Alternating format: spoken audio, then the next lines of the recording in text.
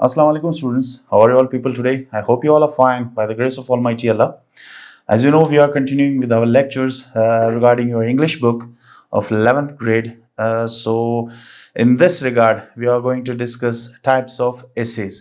आपकी जो बुक में यूनिट है यूनिट 4 लाइब्रेरी उसमें एक राइटिंग स्किल के हवाले से एक स्ट्रक्चर है। वो राइटिंग स्किल के हवाले से जो स्ट्रक्चर है उसमें एसे राइटिंग। तो आपके यूनिट 4 में जो लाइब्रेरी के हवाले से है उस यूनिट में आप देख सकते हैं एक राइटिंग स्किल के हवाले से एसे का जो एक्टिविटी है, एसे की एक्टिविटी आपको दी गई है जिसमें आपने एसे राइटिंग करनी है माय कॉलेज लाइब्रेरी। तो उसी हवाले से सबसे पहले हम लोग ये डिस्कस करेंगे कि पहले एसेज, उसकी काइंड्स क्या हैं, टाइप्स ऑफ एसेज कौन सी होती हैं, और जो यहाँ पे मौजूद है आपके सामने राइटिंग स्किल में वो किस कॉन्सेप्ट से रिलेटेड है, किस फॉर्मेट से रिलेटेड है, उसके हवाले से हम लोग डिस्कस करेंगे। सबसे पहले टाइप्स ऑफ एसेज के हवाले से बात करेंगे। इंशाल्लाह आगे जाके आपकी जो बाकी की यूनिट्स हैं उनमें से किसी यूनिट में एक और स्ट्रक्चर भी है जिसके हवाले से आर्गुमेंटेटिव एंड पर्सुएसिव एसेज के हवाले से एक स्ट्रक्चर है। वो भी ऐसे समझ लीजिए कि एक इंट्रोडक्शन हो जाएगी आपकी, वहाँ पे स्पेशली उसको अलग से डिस्क्राइब किया गया है कि पर्सुएसिव एसे या आर्गुमेंटेटिव एसे होते क्या हैं। ठीक है, in this slides you can find out the kinds of the formats of essay, different essays, किस तरह के जो किस्म के एसेज हैं आप कैसे लिख सकते हैं और उनमें कौन सी चीज़ों को मद्देनज़र रख के लिखा जाता है। ये जो एसेज लिखी जाती हैं उसका जो इंट्रोडक्शन पार्ट होता है, उसकी बॉडी पैराग्राफ होते हैं और उसके साथ उसके जो कंक्लूजन होता है उसमें ज़्यादा से ज़्यादा आपने फोकस किस चीज़ पे करना है। ठीक है, इस हवाले से हम लोग ये डिस्कस करेंगे। फिर आगे जाके आपकी जो page number 46, as I tell you please keep the books right in front of you. Okay, so library unit 4 के हवाले से वहां पे देखें पेज नंबर 46 पे ये स्किल मौजूद है आपके सामने। एक एक्टिविटी है, rather not a skill but skill based. अगर आप देख लें तो जब आप प्रैक्टिस करोगे तो वो भी एक स्किल में ही आती है। ठीक है, so that we will discuss after we discuss the slides. Okay, first of all we go on to the slides. We will discuss about the slides के इसमें कितने टाइप्स हैं, टाइप्स ऑफ एसेज जो आपके सामने हैं।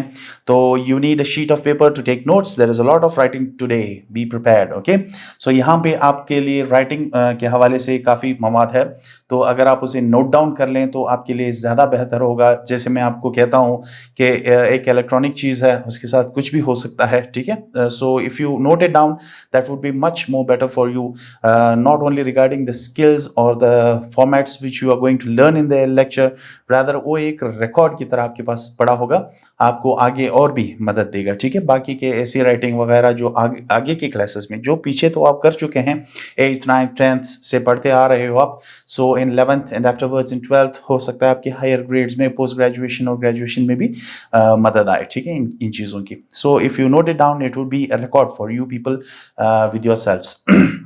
Okay, so now we continue with the types of essay. सबसे पहले डिस्कस करते हैं पहला टाइप कौन सा है इस हवाले से। पहला टाइप है नैरेटिव एसे। ठीक है, टू टेल अ स्टोरी।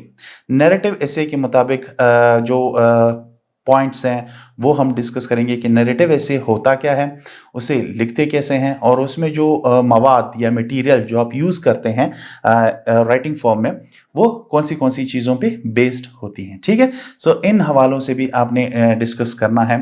तो narrative essay to tell a story के हवाले से आपको एक ब्रीफ वो दिया गया है इंट्रोडक्शन पार्ट कि नैरेटिव एसे स्टोरी से रिलेटेड होते हैं। अभी आगे देखते हैं उसमें डिटेल में क्या बताया जाता है। ठीक है, तो ये है आपके सामने। If you note it down that would be better for you people. In a narrative essay the writer tales a story about real life experience. सबसे पहली बात नैरेटिव एसे के हवाले से दी गई है पहले सेंटेंस पे, वो वाजे है कि स्टोरी के हवाले से जब कोई कहानी आप बयान करते हैं, कोई रियल लाइफ एक्सपीरियंस के हवाले से, ऐसा तजुर्बा जो आपकी ज़िंदगी में हुआ हो, आपने फेस किया हो। ठीक है, in real life, it shouldn't be any fiction और something like that. Fiction in the sense के जो ख्याली पुलाव के हवाले से हम लोग डिस्कस करते हैं कि आप एक फिक्टिशियस स्टोरी बनाते हैं और उसके हवाले से जो आप मेंशन करते हैं, ऐसा कुछ नहीं होगा। रादर ऑन रियल लाइफ जब आप कोई कहानी बताते हैं या कोई कहानी बयान करते हैं कि आपके साथ कोई एक्सपीरियंस, कोई ऐसा तजुर्बा गुजरा है आपकी ज़िंदगी में, उस हवाले से आप कोई चीज़ शेयर करते हैं, बीइंग अ राइटर। ठीक है, writer of essay. Okay, writer of an essay. What were the experiences which you had in your real life. This is what you're going to discuss, or rather write, not discuss. While telling a story may sound easy to do, okay, कहानी बताना कोई आसान काम लग रहा है कि मैंने सिर्फ कहानी तो बयान करनी है, but the narrative essay challenges students to think and write about themselves. लेकिन ये नैरेटिव ऐसे जो है आपको इस चीज पे जोर देती है कि आपको ये एक चैलेंज की तरह हो, एक challenge kids in a sense कि आप सोचें और लिखें अबाउट देमसेल्व्स, अपने बारे में, ठीक है, आपकी एक्सपीरियंसेस के बारे में जब आप लिखते हैं तो इस चीज पे आप सोचते हैं, और सोचते हैं तो आप कुछ लिखते हैं। सो इस हवाले से थोड़े से चैलेंजेस होते हैं कि आपने सोचना पड़ता है कि मैंने क्या लिखना है real life stories and experiences के हवाले से। When writing a narrative essay, writers should try to involve the reader by making the story as vivid as possible. Okay?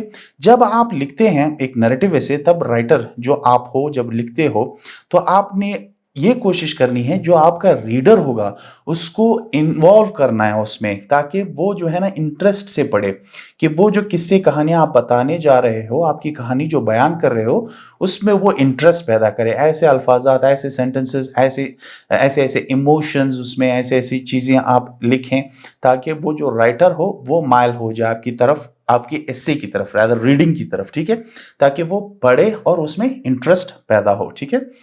The fact that narrative essays are usually written in the first person helps engage the reader. तो ये जो है first person में लिखा जाता है कि आई, my experiences, तो आप अपने से रिलेटेड आप लिखते हो, तो उस हवाले से भी जो आपका जो रीडर होगा वो अपने आप को एंगेज कर लेता है उन चीज़ों में कि ये बंदा जो बयान कर रहा है कि इसके साथ क्या क्या एक्सपीरियंसेस गुजरी हैं, कौन सी चीज़ें ऐसी थी जो वो बर्दाश्त कर चुका है या उसके साथ ऐसे एक्सपीरियंस गुजर चुकी हैं ज़िंदगी में। सो उसे एक इन्वॉल्व करना उसी माहौल में, ठीक है। जैसे कि फॉर एग्जांपल अगर वो अपने आप को ही like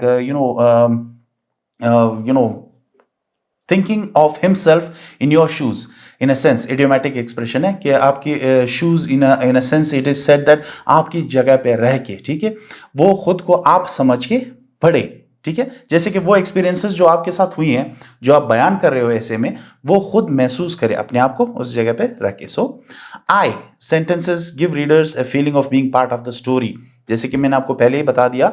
so in the next sentence you can see I मतलब जैसे मैंने आपको कहा था आई, माई सेल्फ, मी, इसी से रिलेटेड होना चाहिए फर्स्ट पर्सन में। तो रीडर को फीलिंग मिलती है कि जैसे कि वो खुद एक हिस्सा हो आपकी कहानी का, ठीक है, जैसे वो खुद हो जो वो पढ़ रहा है, जो आपकी फीलिंग्स है, शायद हो सकता है उसी तरह की एक्सपीरियंसेस उसके साथ भी हुई हो in real life. Okay, so in that sense a well-crafted narrative essay will also build towards drawing a conclusion or making a personal statement. So एक well drafted जो essay होता है, narrative essay होता है, जिसकी अच्छी तरह से drafting हुई हो, जो अच्छी तरह से लिखा गया हो, वो जो है एक conclusion की तरफ ही ले आता है कि वो जो मसले मसाइल या जो भी experience, real life experiences आपके साथ हुए थे, उस हवाले से जो personal statement भी हो सकती है आपकी, कि आपका खुद का ख्याल क्या था, ठीक है, कोई चीज आप पे गुजरी है, कोई एक्सपीरियंस, रियल लाइफ एक्सपीरियंस आप भुगत चुके हो, उस हवाले से आपकी क्या कंक्लूजन्स थे, और आपका पर्सनल स्टेटमेंट भी आप दे सकते हो कि मेरा ये तजुर्बा था, मेरे साथ ये हुआ। So as it has been mentioned it is in first person, so आप खुद के बारे में ही बता रहे हैं, ठीक है। सो this is narrative essay, simply जो एसे का फॉर्मेट होता है उसी हवाले से हम लोग डिस्कस करेंगे, we will not go in detail. तो नैरेटिव एसे क्या होता है ये आपके सामने है। We will go on to the next kind of essay, that is a descriptive essay to paint a picture, to describe something, ठीक है, किसी हवाले से डिस्क्राइब करना, किसी के हवाले से बताना, मालूमात देना, तो वो भी एक काइंड ऑफ एसे है जिसको हम डिस्क्रिप्टिव एसे कहते हैं, ठीक है। अभी डिस्क्रिप्टिव एसेज में कौन सी चीजें इन्वॉल्व होती हैं उस हवाले से हम डिस्कस करेंगे right in front of you on the screen. A cousin of the narrative essay, यहाँ पे ऐसे ही एक बता दिया जाता है कि नैरेटिव एसे का एक कजन है, ठीक है, जो चचाजाद भाई है, इन अ सेंस एक रिलेशन बताया जा रहा है। तो जैसे कि यहाँ पे पहले सेंटेंस में बताया जा रहा है कि नैरेटिव एसेज जो होती हैं वो डिस्क्रिप्टिव एसेज जो होती हैं वो नैरेटिव एसे के कजन हैं, ठीक है। In a sense a descriptive essay paints a picture with words, ठीक है। डिस्क्रिप्टिव एसे में जो है वो आप एक खाका बनाते हैं, एक पेंटिंग बनाते हैं किसी चीज के हवाले से। वो क्या होती है, writer might describe a person, a place, object और even memory of special significance, ठीक है। तो ये चीजें इन्वॉल्व होती हैं डिस्क्रिप्टिव एसे में। कौन सी चीजें, जैसे कि अगर आप किसी पर्सन के हवाले से डिस्क्राइब करते हैं, मोस्टली आपने अपने लोअर क्लासेस में देखा होगा, वहां पे डिस्क्रिप्टिव एसेज बहुत सारे आपको मिलते हैं। एग्जाम्पल्स जो आपने लिखे भी होंगे, जैसे कि माय फ्रेंड, इस हवाले से आपका जो होम टाउन है, सिटी के हवाले से, आपकी शहर के हवाले से, या फॉर एग्जांपल अगर आपने कहीं पे टूर लगाया है नॉर्दर्न एरियाज ऑफ पाकिस्तान या किसी ऐसे खूबसूरत शहर में गए हो, उस हवाले से आपने ऐसे लिखना हो। वो एक मेमोरी के हवाले से, मेमोरी और स्पेशल प्लेस के हवाले से, किसी जगह के हवाले से या किसी ऑब्जेक्ट के हवाले से आप उसको डिफाइन करते हैं कंप्लीटली, ठीक है। और एक मेमोरी ऑफ स्पेशल सिग्निफिकेंस, किसी स्पेशलिटी के से मुतालिक रखने वाली आपकी कोई मेमोरी हो, कोई ऐसी कोई याद हो पुरानी, जिसके हवाले से आप एक किस्से लिख रहे हो। कि आप, जैसे कि मैंने आपको बताया कि आपकी कोई विजिट हुई है कहीं पे, किसी जगह पे कोई खूबसूरत जगह है, वो आपने विजिट की, तो उस हवाले से आप मेंशन करते हो कि मैंने सफ़र किया और ये हुआ वो हुआ, ऐसी खूबसूरत जगह देखी। जब आप वो डिस्क्राइब करते हो, ऐसे लगना चाहिए जैसे कि आप वो पूरी तस्वीर, वो पूरा खाका जो है आप उसके सामने बना रहे हो, मतलब जो रीडर होता है वो महसूस कर सके कि यार सच में ये सारी चीज़ें इतनी खूबसूरत वगैरह वगैरह, वो अपनी इमेजिनेशन में डूब जाए कि ये चीज़ें ऐसे होती हैं, ठीक है। So this is a simple format of descriptive essays. However, this type of essay is not description of for description's sake. So ये description के sake के लिए कोई descriptive essay नहीं है. Rather, the descriptive essay strives to communicate a deeper meaning through the description.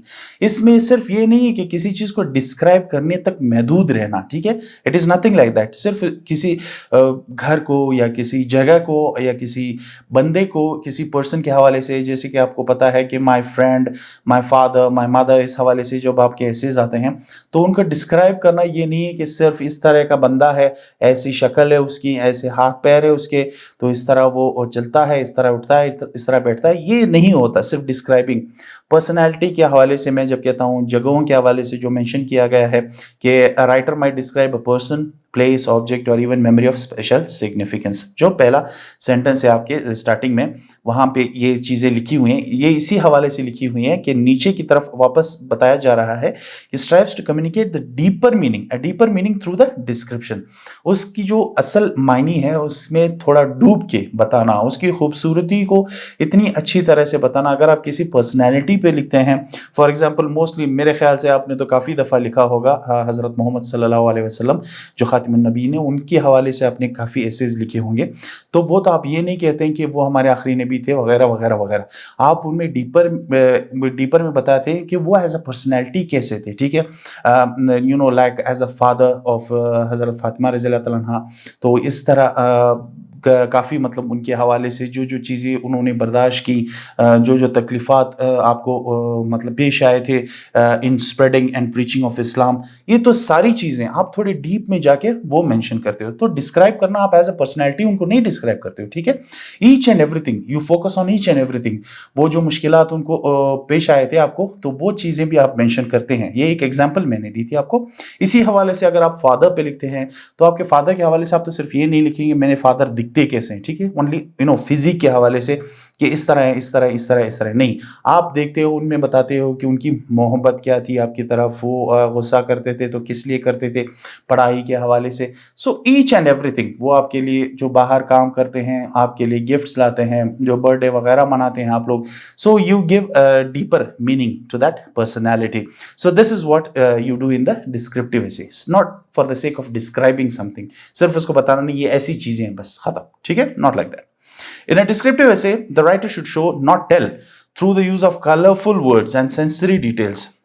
तो descriptive एसे में जो है सिर्फ राइटर ने लिखना नहीं है, रादर उसको दिखाना है। जैसे मैंने अपने पहले लेक्चर के कंटिन्यूएशन में आपको बताया था थोड़ी देर पहले कि सिर्फ वो जो है ना बताना, मतलब रिटन फॉर्म में उसको बताना नहीं है, रादर उसको पिक्चर शो करना है, उसको वो इमेज शो करना है ताकि वो इमेजिनेशन में वो चीज़ महसूस करे, ठीक है। Through the use of colourful words, words की आपकी जो इमोशनल वर्ड्स वगैरह यूज होती है, जो सेंसरी डिटेल, सेंसेस को उजागर करने वाली, जब हम लोग कहते हैं कि यार मैंने ऐसी एक स्टोरी पढ़ी थी मेरे रोंगटे खड़े हो गए, you know, in a sense emotions उसमें आ जाती हैं वो चीज पढ़ के। So this is what you have to do in descriptive essays. The best descriptive essays appeal to the reader's emotions. पहली बात, पहले से मेंशन हो गई है कि आपके इमोशंस वो बताती है, ठीक है, आपकी क्या इमोशंस है, आपकी जो मोहब्बत होगी या उस इंसान के लिए या उस जगह के लिए, वो आप बताते हो उसमें, with the result that is highly evocative, ठीक है। वो रिजल्ट ये होता है कि दूसरा बंदा जो उसको पढ़ता है उसका रिजल्ट ये निकल आता है कि वो खुद इमेजिन करता है उन चीज़ों को और उसको महसूस करता है और बहुत अच्छा महसूस करता है। When you right a good descriptive essay, if you don't write, if you just describe it, it's like giving knowledge about something, ठीक है, किसी चीज़ के बारे में आप मालूमात ही दे रहे हो, बस दैट्स इट, ओके, और कुछ नहीं है कि ये चीज़ें हैं, ये इस हवाले से रिलेटेड हैं और ये काम करती हैं, that's all. Okay, not like that. Okay, you should show a complete picture of that thing. So this is descriptive essay in a sense. ठीक है, अभी मूव करते हैं हम लोग आपके थर्ड फॉर्मेट एक्सपोजिटरी एसेज, जो आपके आगे भी आएंगी इंशाल्लाह, उस आगे के लेक्चर्स में भी, आगे के यूनिट्स में भी आप लोग डिस्कस कर सकते हैं इसमें एक्सपोजिटरी एसेज के हवाले से। एक्सपोजिटरी एसेज किससे रिलेटेड है? जस्ट द फैक्ट्स के हवाले से, फैक्ट्स पे मबनी, जो सच्चाई है, हकीकत है, उस पर मबनी होनी चाहिए। The expository essay is an informative piece of writing and presents a balanced analysis of a topic. ठीक है, ये एक इंफॉर्मेशन है, इत्तलाती एसे है, जिसमें आप सिर्फ मालूमात देते हैं, इंफॉर्मेशंस देते हैं उसमें किसी चीज के हवाले से, जो भी आपका टॉपिक सेंटेंस होगा, ठीक है। In an expository essay the writer explains और defines a topic using facts. वो एक टॉपिक यूज करता है जिसमें जो राइटर होता है वो क्या बताता है, उसमें फैक्ट्स बताता है, स्टैटिस्टिक्स होते हैं, उसमें एग्जाम्पल्स होते हैं, ठीक है। स्टैट्स और फैक्ट्स और एग्जाम्पल्स पे मबनी होती है ये क्या, कौन सी एसे?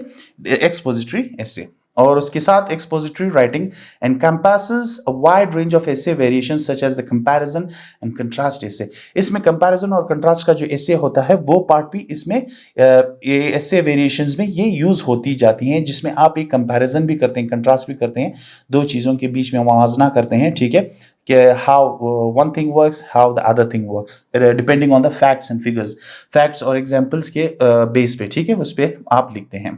Okay, the cause and effect essay, जिसे कॉज एंड इफेक्ट के हवाले से भी कहते हैं कि ऐसा कुछ हुआ तो उसके कॉजेस क्या होंगे और उसके इफेक्ट्स क्या होंगे, इस तरह की बयानात जो होंगी होती है एसेज में। एंड द हाउ टू और प्रोसेस एसे, और how to do something, okay, और प्रोसेस एसे जिसे कहते हैं, कंट्रास्ट हो गया आपका, कंपैरिजन हो गया आपका, कॉज एंड इफेक्ट ऐसे आप कह सकते हैं उसको, प्रोसेस ऐसे भी कह सकते हैं। Because expository essays are based on facts and not personal feelings. ये फैक्ट्स एंड फिगर्स पे मबनी होती हैं, जो पहले आपको बता दिया गया है कि इसमें सारी बातें सच्चाई के हवाले से रिलेटेड होती हैं ये सारी चीज़ें, और उसके अलावा इसमें और क्या चीज़ें होती हैं, पर्सनल फीलिंग्स इसमें बिल्कुल भी इन्वॉल्व नहीं होती, ओके।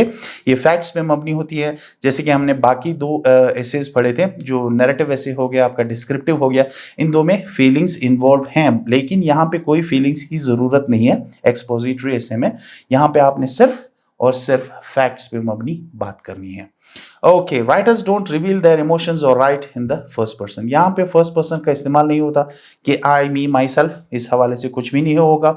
आप अपनी एक्सपीरियंसेस के हवाले से कुछ नहीं बताओगे, जिस चीज़ के बारे में आप बता रहे हो उसके फैक्ट्स एंड फिगर्स ही बताओगे। कोई ना कोई चीज़ ऐसी, कोई टॉपिक हो आपके सामने, फॉर एग्जांपल अगर आपको बताया जाता है कि डाउरी सिस्टम, यानी कि दहेज का जो सिस्टम है हम लोगों के माशरे में, सोसाइटी में, उस हवाले से आप लिखो। जब आप लिखते हो तो आप फैक्ट्स एंड फिगर्स पे मबनी, स्टैट्स जो होती है आपकी, उस हवाले से आप मेंशन करते हो कि दहेज के हवाले से क्या लिख सकते हैं, हमारे माशरे में क्या क्या चीज़ें होती हैं दहेज के हवाले से।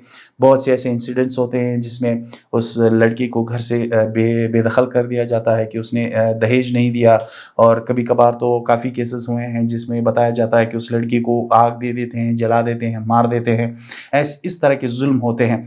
तो इन चीज़ों पे मबनी होनी चाहिए। अगर आप एक और एग्जांपल दे देता हूँ, जैसे कि चाइल्ड लेबर, जो आजकल हमारे माशरे के बहुत बड़ा प्रॉब्लम है।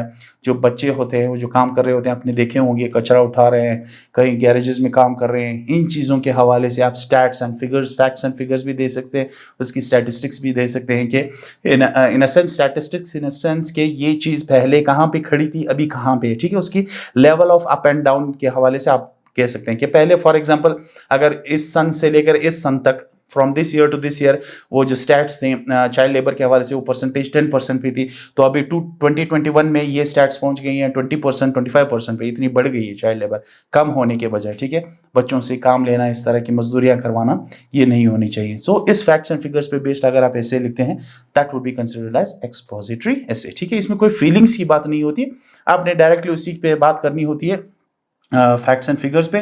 जो चीज़ आपको पता है कि ये चीज़ें हैं, एग्जिस्ट करती हैं सोसाइटी में, that would be the cause and effect के हवाले से आप यहाँ पे मेंशन तो नहीं करते, रादर आप उसकी ये बता सकते हैं कि जो कुछ हो रहा है गलत हो रहा है, इसका इस तरह नहीं होना चाहिए, ये चीज़ कम होनी चाहिए। ठीक है, इन सेंस एग्जाम्पल्स देते हुए जैसे कि बताया जा रहा है, इस तरह की चीज़ें इन्वॉल्व होती है एक्सपोजिटरी एसेज में। ठीक है, अभी जाते हैं आपके फोर्थ टाइप पर्सुएसिव या आर्गुमेंटेटिव एसे की तरफ। वो क्या है? Convince me.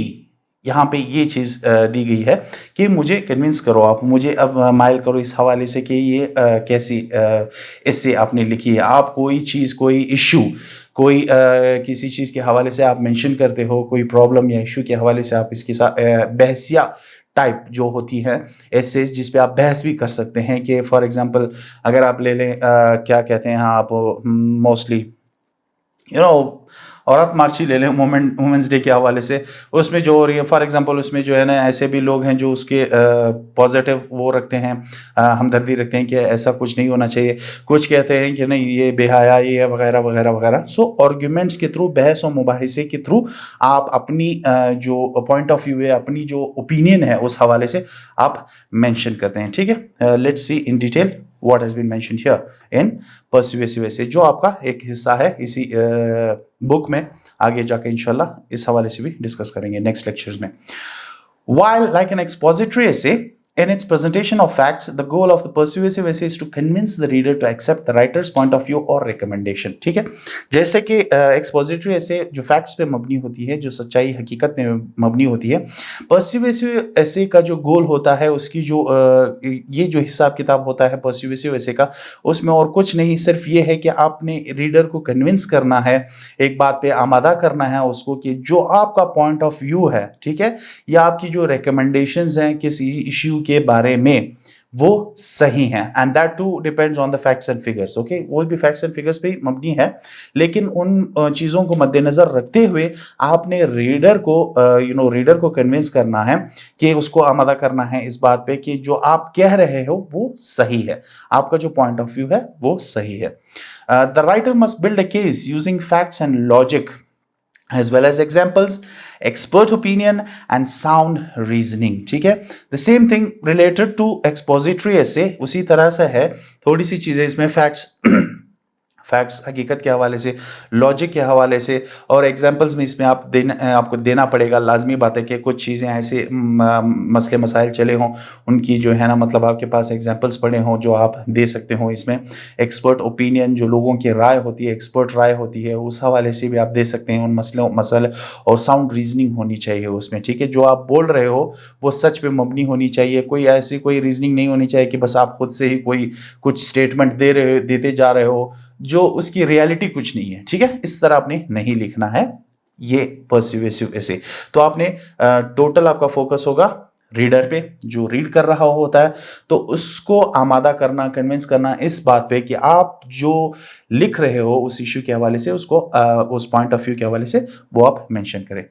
The writer should present all sides of the argument but must be able to communicate clearly and without equivocation why a certain position is correct. ठीक है, तो यहाँ पे आर्ग्यूमेंट जो बहस होगा इस हिस्से में, यहाँ पे आपने करेक्टली और क्लियरली कम्युनिकेट करनी है, जो इतला आपने देनी है, जो आप मालूमात दे रहे हो वो क्लियर होनी चाहिए, फैक्ट्स पे मबनी होनी चाहिए। ठीक है, without equivocation why a certain position is correct, यहाँ पे कोई इक्वालिटी की तरफ वो बात नहीं जानी चाहिए कि ये एक सर्टेन पोजीशन ये करेक्ट है या नहीं है, ये किस तरह है किस तरह नहीं है। ठीक है, इससे रिलेटेड आप जब मेंशन करते हो, जो राइटर होता है वो प्रेजेंट करता है ऑल साइड्स ऑफ आर्गुमेंट। ठीक है, आर्गुमेंट के सारे हिस्से आप मेंशन करते हो, उसमें अप्स एंड डाउन्स, जो एडवांटेजेस डिसएडवांटेजेस उस मसले के से रिलेटेड, ठीक है, जो अच्छी बातें हैं बुरी बातें हैं वो चीजें भी आप मेंशन करते हो। ठीक है, ये सारी चीजें होती है उसमें इक्वली चलती हैं, but must be able to communicate clearly. ठीक है, वो जो चीजें होती हैं वो क्लियरली पहुंचनी चाहिए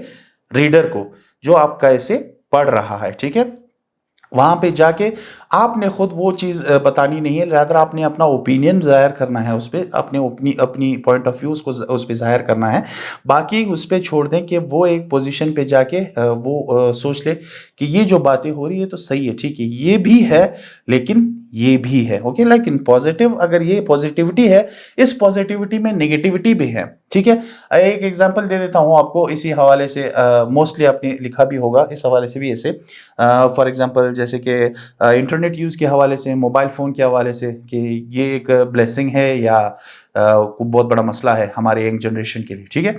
इंटरनेट के हवाले से अगर देख लें तो आप बता सकते हैं इसमें कि इसके दोनों पॉजिटिव एस्पेक्ट्स भी हैं, नेगेटिव भी हैं, ठीक है।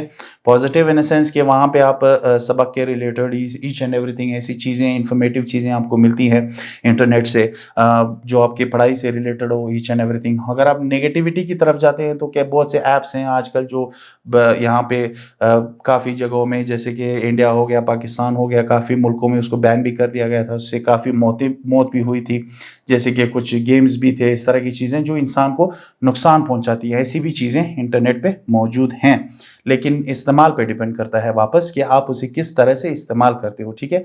तो इस सेंस में एक बहसिया टाइप किस्सा आ जाता है कि आप कैसे इस पे बहस और मुबाहिसा कर सकते हैं।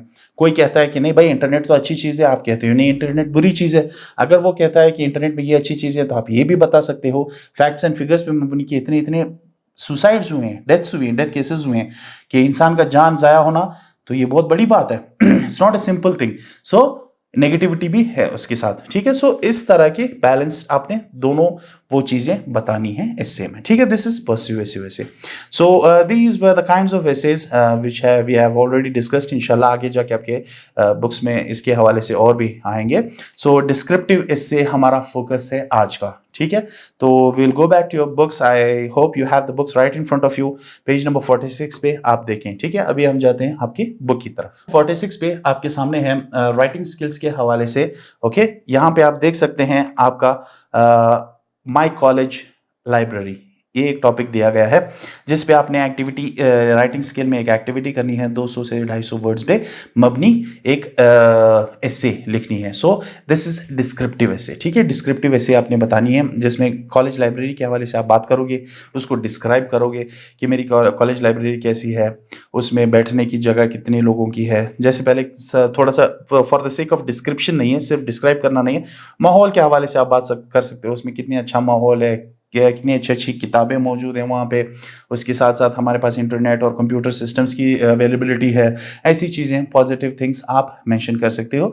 तो ये एक एक्टिविटी है, इसी हवाले से हमने इसे राइटिंग के कुछ काइंड्स आपके साथ डिस्कस किए ताकि जनरली आपका एक मोमेंटम बन जाए इस हवाले से, इसे राइटिंग के हवाले से। So this was the lecture today regarding your essay writing part. Inshallah we will meet again with some more lectures regarding your book. Till then, Allah Hafiz.